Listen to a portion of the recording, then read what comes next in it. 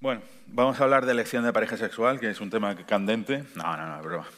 Bueno, sí, un poco sí, ¿no? Por ejemplo, ¿cómo se elige actualmente una pareja que te guste y tal? Pues ya sabéis que ahora hay toda una filosofía de bandera roja, ¿no? Esto es una bandera roja. Esto, antes simplemente decía, yo es que no lo aguanto. Pero no, ahora es que le he visto una banderita roja. Bueno, pues una bandera roja que yo detecto ahora es que si alguien me dice, toda la vida ha hecho calor, pues procuro no frungírmelo. Porque considero que es una cuñadez. Porque, vale, yo puedo estar de acuerdo, y todos podemos estar de acuerdo aquí, que el cambio climático no existe. No existe el cambio climático. Lo que tenemos es una crisis climática que va a empujar a un montón de gente a desplazarse. Bueno, aquí lo estáis viviendo, ¿no? ¿Os acordáis cuando vosotros vais al sur a los caños de Meca en verano? Ahora lo que hacemos es subir nosotros, buscando un sitio donde me pueda poner una manguita larga en agosto. Tampoco se ha conseguido. Este verano hemos estado por el descenso del Sella, ahora se llama el estate quieto en el Sella porque está todo lleno de barcas, entonces no te mueves, te montas en un... Solo hay andaluces y te montas en una barca, estás 3 horas y media en el mismo sitio codeándote con otras personas, te bajas y dices, magnífico el norte, la verdad, precioso. Bueno, el caso es que hay una realidad incontestable y es que el clima ha cambiado ya y ahora la cuestión es cuánto y si seremos capaces de revertirlo. Y lo sorprendente es que, al parecer, la química de las tierras raras nos va a permitir decir cosas de este tipo. Entonces, para ello, voy a invitar a Francisco Javier Tapiador, catedrático de Física de la Tierra de la Universidad de Castilla-La Mancha, que nos va a iluminar sobre este tema. Un aplauso, por favor. Muchas gracias. Muchas gracias. Buenos días. Muchas gracias a la organización por invitarme a dar esta charla. Efectivamente, he venido a hablar de clima, que es una cosa que hasta hace poco pues, no estaba muy de moda. No estaba muy de moda. Cuando yo empecé con la climatología era básicamente una rama de la geografía, hasta que la cogieron los físicos y la transformaron en una ciencia capaz de hacer predicciones. Antes hacíamos mapas y desde hace unos años ya lo que hacemos son predicciones del cambio climático. Cuando hablamos de clima hoy en día, efectivamente hablamos de cambio climático. Hablamos de cómo está cambiando el clima del planeta. Esta gráfica, ya la ha puesto un compañero antes, refleja el cambio en la temperatura global del planeta en época reciente. Es un gráfico que llamamos de anomalía. Lo que hacemos es calcular la media de la serie y restar de esa media el valor que tenemos cada año. De esta manera, lo que está por debajo de la curva son valores negativos y lo que está por arriba son valores positivos. Lo representamos en azul y en rojo pues para que quede más claro, ¿no? Aquí vemos bueno, pues, lo que venimos diciendo, estos cambios en el clima de la Tierra, cómo la temperatura media efectivamente ha cambiado notablemente en los últimos años. Esto es la era industrial que llamamos, desde 1750 hasta el 2025, clima presente, y vemos que en los últimos años hay una notable variación en la temperatura media del planeta. Si vamos más atrás, si vamos mucho más atrás en el tiempo, nos podemos ir hasta 500 millones de años. Nos podemos ir hasta 500 millones de años y hacer la gráfica de cuál es la variación de esta temperatura en esos 500 millones de años. Para hacerlo bien, lo que tenemos que hacer es cambiar la escala, claro, porque estos son millones de años y aquí ya tenemos que ponerlo en miles de años porque si no la escala es muy... no se puede representar bien. A menudo hay gente, algunos escépticos, que dicen que, bueno, que siempre ha habido cambios en la Tierra, etc. Bueno, a ver, lo que sucede es que antes la temperatura media del planeta era más alta en algunas épocas geológicas, pero claro, hace 500 millones de años. Esto es una época absolutamente muy alejada de nuestro presente. Y luego, además, es que estos cambios se produjeron en un periodo temporal, en un intervalo muy grande. Estos son muchos millones de años para llegar a este salto. Aquí, en la época actual, el salto ya es en muy poquitos años, como hemos visto antes.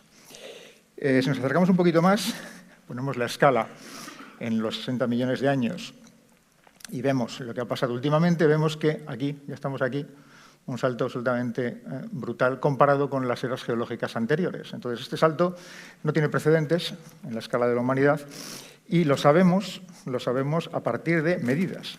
Una cosa muy importante, una cosa que critican mucho los escépticos, es que utilizamos modelos que son imperfectos, etc. A ver, todo esto que he contado hasta ahora son medidas, son cosas que medimos.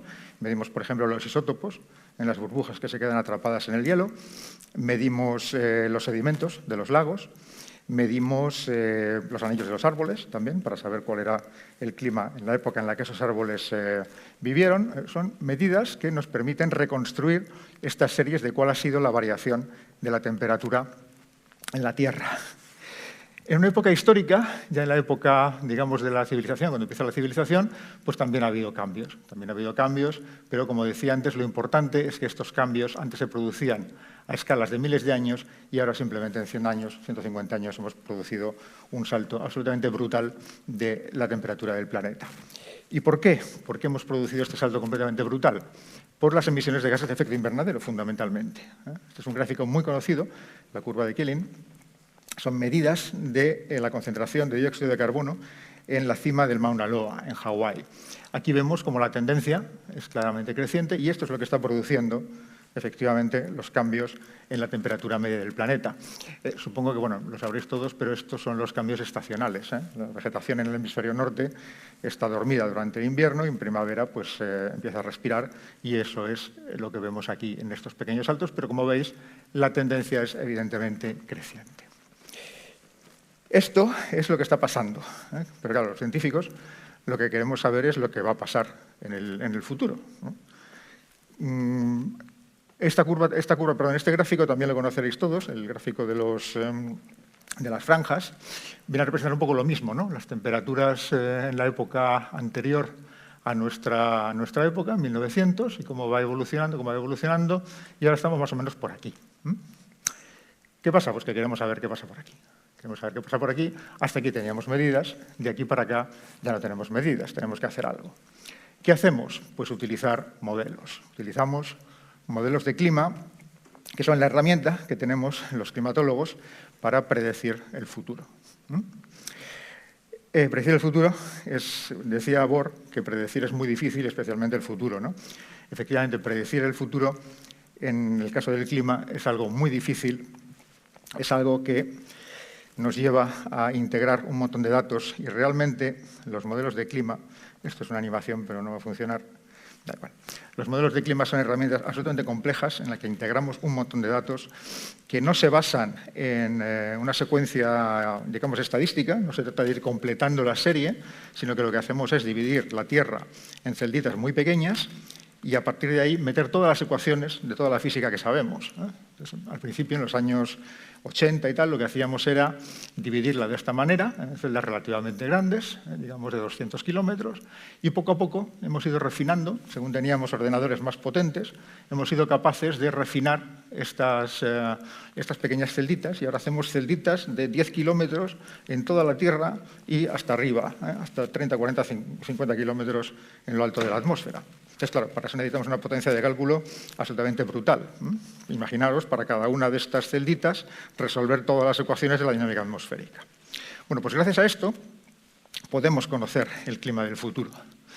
Metemos a los modelos esa información y predecimos el clima del futuro.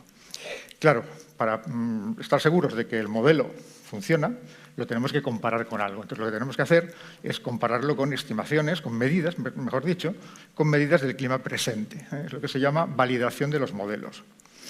¿Cómo funciona esto? Bueno, pues corremos el modelo para un periodo en el que conocemos cuáles son las medidas, por ejemplo, 1960, 1990, y comparamos las salidas de ese modelo con las medidas. Si está bien, pues tenemos cierta garantía de que en el futuro ese modelo se va a comportar bien.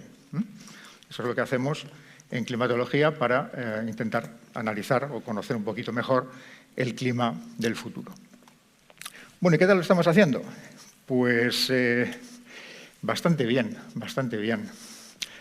Aquí tenemos en verde las observaciones, las cosas con las que comparamos. Tenemos en negro las reconstrucciones, el clima del pasado, reconstruido, como os decía antes, pues, por ejemplo, con los anillos de los árboles o con los sedimentos de los lagos o con la medida de los isótopos en las burbujas de hielo que quedan atrapadas en el hielo. Y en rojo tenemos la simulación que hacemos con los modelos. A ver, hay algunos sitios en los que bueno, tenemos algún problemilla, pero siempre está dentro de las incertidumbres, que es la zona sombreada de las medidas. Y esto nos da cierta garantía de que el modelo está funcionando bastante bien y que vamos a poder predecir el futuro. Esto lo podemos afinar más, podemos ir a ver cómo es esta simulación en 2 dimensiones. Y si lo ponemos en 2 dimensiones, veis que esto, que es el cambio observado, se parece muchísimo a esto, que es el cambio simulado. Tenemos errores, evidentemente. Tenemos errores aquí, por ejemplo, pero no son errores muy grandes. No tenemos datos en la Antártida para validar, pero, como veis, aquí pues, la comparación entre el cambio simulado de 1 grado centígrado y el cambio simulado de las observaciones pues es bastante bueno. Estos son los datos oficiales del IPCC del año de hace 2 o 3 años. La precipitación es mucho más complicada, es a lo que yo me dedico exactamente, es bastante más complicada que la temperatura. Arriba tenéis la simulación de un modelo, el de los ingleses, el del Hadley, y abajo tenéis la digamos, mejor estimación que podemos obtener utilizando todas las observaciones que existen en el mundo para saber cuál es la precipitación global en un periodo determinado, en este caso de aproximadamente 30 años.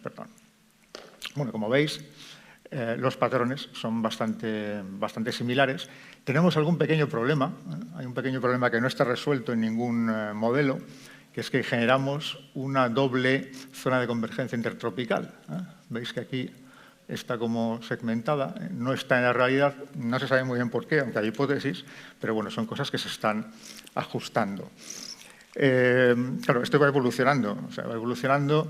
Lo que podemos hacer también para mejorar las estimaciones de un solo modelo es utilizar muchos modelos. Entonces podemos hacer, por ejemplo, la media de 52 modelos que tenemos aquí y compararla con observaciones. Entonces vemos que, bueno, efectivamente, si esto es lo que nosotros estimamos y esta es la realidad, podemos tener cierta garantía de que esto en el futuro nos va a medir bien lo que queremos saber, que es el clima del futuro.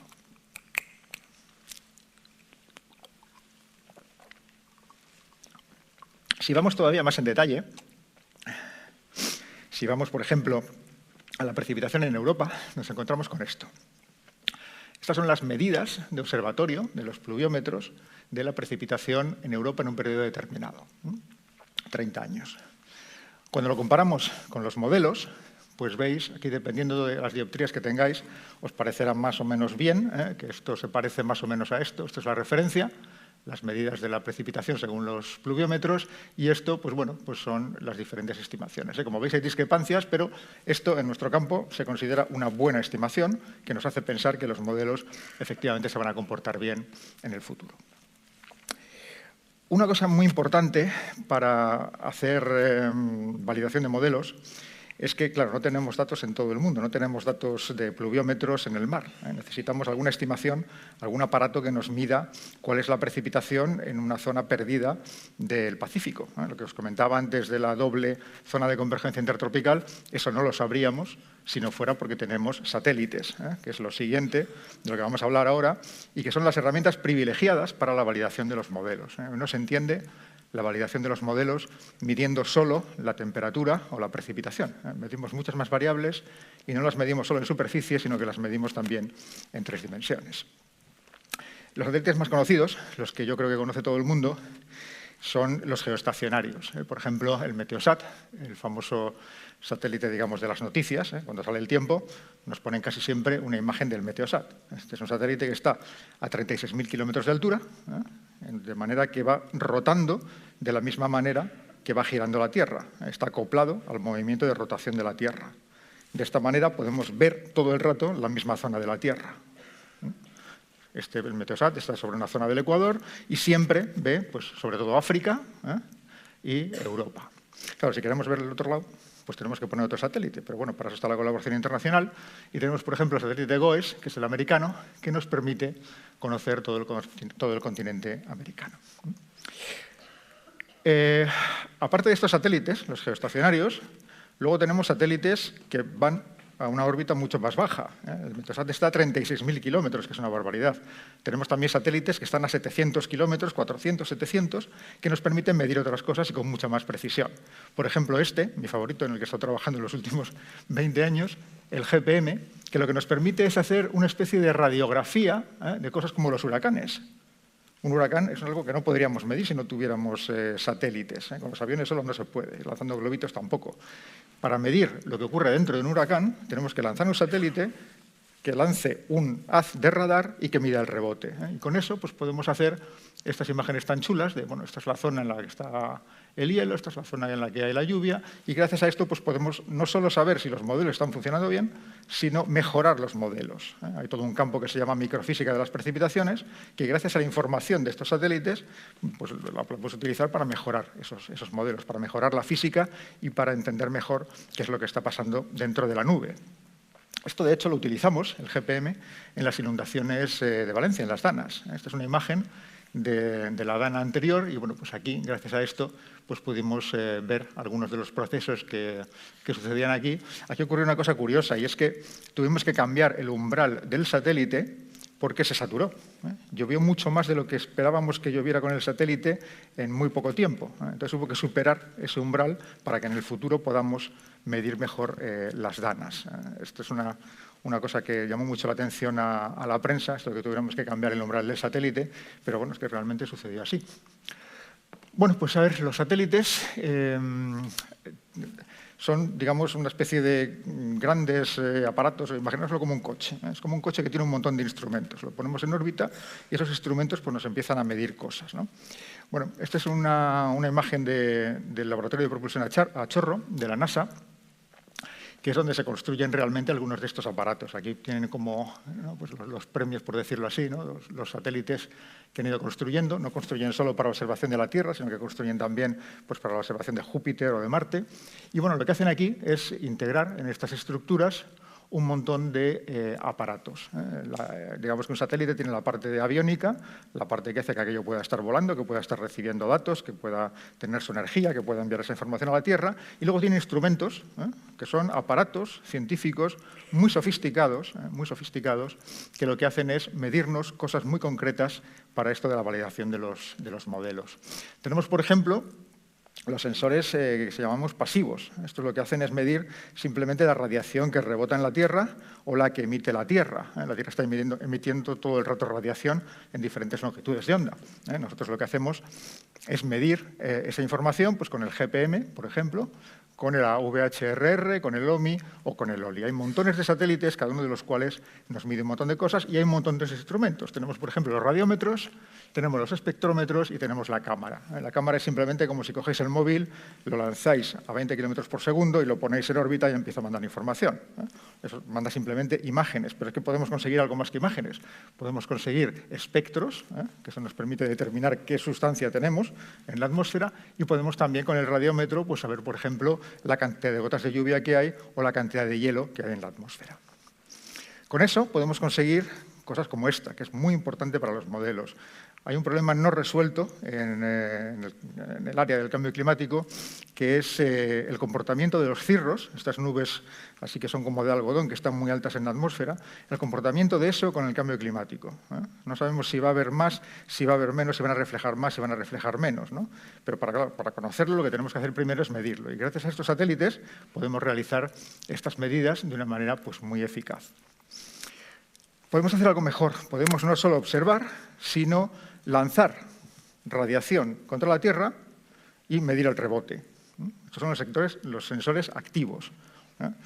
El radar, por ejemplo, es una cosa muy parecida al radar de las carreteras. Cuando vas por la carretera hay un aparato, esa caja blanca que todos odiamos, que lanza un haz de radar y lo que hace es medir el rebote para saber la velocidad. Bueno, pues con los satélites hacemos algo muy parecido. Un satélite está girando todo el rato, lanza un haz de radar, mide el rebote y con eso sabemos la precipitación que hay. Eso es lo que nos permite saber cuánta lluvia hay en las diferentes alturas de la atmósfera. También podemos lanzar un láser. Un láser. Todo el rato el satélite va lanzando un láser y con eso pues, podemos hacer medidas muy precisas también, pues, por ejemplo, de la altura de la vegetación. que es una medida muy importante también para los modelos, porque los modelos no solo utilizan variables como, digamos, temperatura, tal, utilizan también qué pasa con el crecimiento de las plantas, qué pasa con el fitoplancton. Utilizan también, últimamente, variables biológicas para conocer mejor cuál es el estado de la atmósfera. El dispersómetro es otra técnica que utilizamos, que es simplemente, pues bueno, lanzamos un láser o un radar y medimos cómo aquello se dispersa en las olas del mar. Y con eso, con cómo se dispersa con las olas del mar, somos capaces de saber la velocidad del viento, que es una cosa muy importante, por ejemplo, para la energía eólica marina. La energía eólica marina, todos los datos que utilizan, que son muy difíciles de conseguir, se consiguen en parte gracias a los satélites. Hay más técnicas, sondeadores, por ejemplo, que nos permiten conocer la composición de la atmósfera, si hay óxido de nitrógeno, óxido de azufre, todo lo que hay en la atmósfera a diferentes alturas. Podemos establecer no solo lo que pasa en la superficie, sino también en diferentes alturas de la atmósfera. Es una especie de imagen, radiografía de lo que sucede en la atmósfera en diferentes niveles y en 3 dimensiones.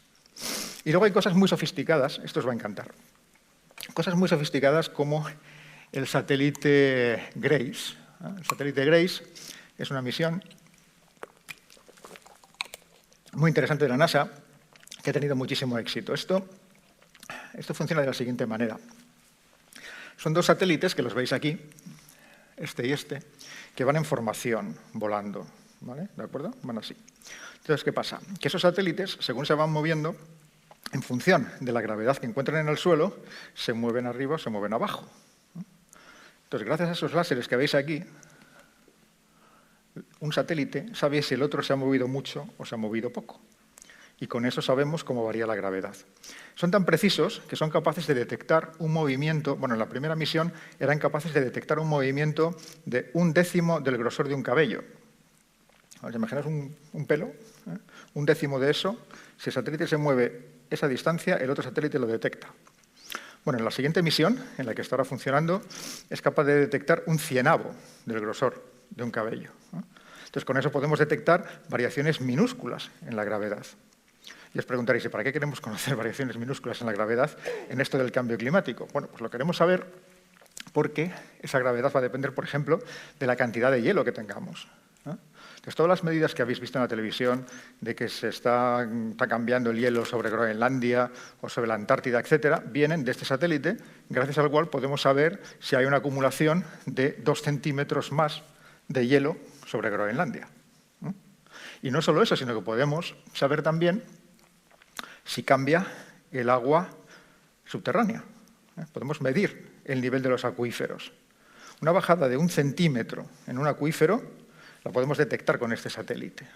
Y esa es una información también muy valiosa para incluirla en los modelos, porque los modelos también calculan la evaporación y también calculan la tasa de infiltración.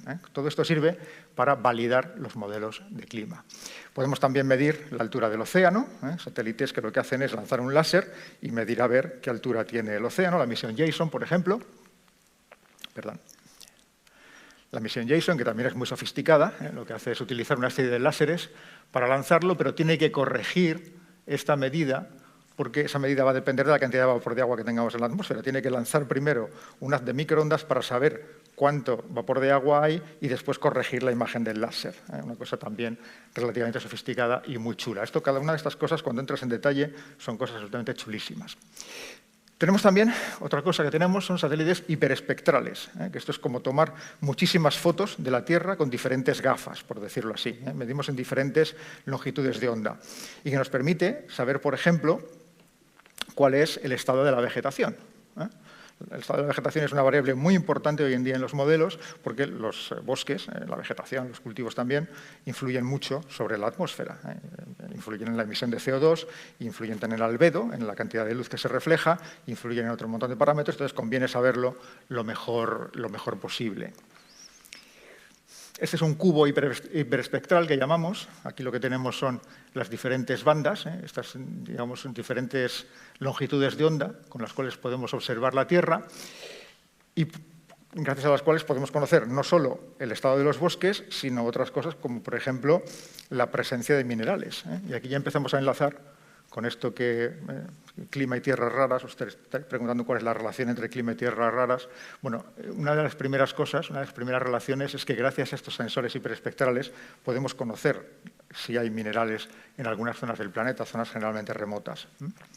Pero no es eso exactamente lo que yo venía a contaros, la relación esta que hay entre clima y medio ambiente. Enseguida llegamos a ello, en cuanto os cuente que hay también otros mecanismos sofisticados de medida, como por ejemplo, cuando los satélites miden el desvío de la señal del GPS, todos sabéis lo que es el GPS, esto que nos permite navegar y llegar a los sitios, cuando el satélite mide el desvío de esta señal según se va ocultando.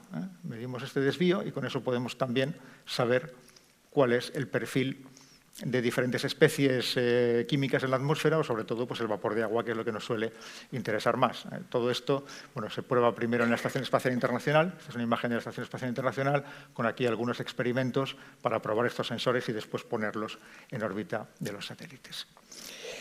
Bueno, os preguntaréis cuál es la relación, digamos, más exacta entre clima y tierras raras. Y esto sí que es un poco esto de sujétame el cubata, ¿no? Cuando me dijeron una charla para tal, relacionando clima y tierras raras. Y yo dije, bueno, a ver cómo relaciono yo algo tan exótico o tan excéntrico como esto de las tierras raras y el clima. Y hay una relación que supongo que ya habréis adivinado por los temas que he venido tratando, y es que las tierras raras son un componente crítico de estos sensores. No podríamos tener sensores tan precisos en los satélites como los que tenemos si no fuera porque tenemos tierras raras que nos permiten construir instrumentos súper precisos. La física es una ciencia de medida, es una ciencia empírica, aunque esto los teóricos supongo que me lo discutirán. Queremos medir con cada vez más precisión las cosas y para eso necesitamos instrumentos muy precisos y que sean capaces de darnos información única.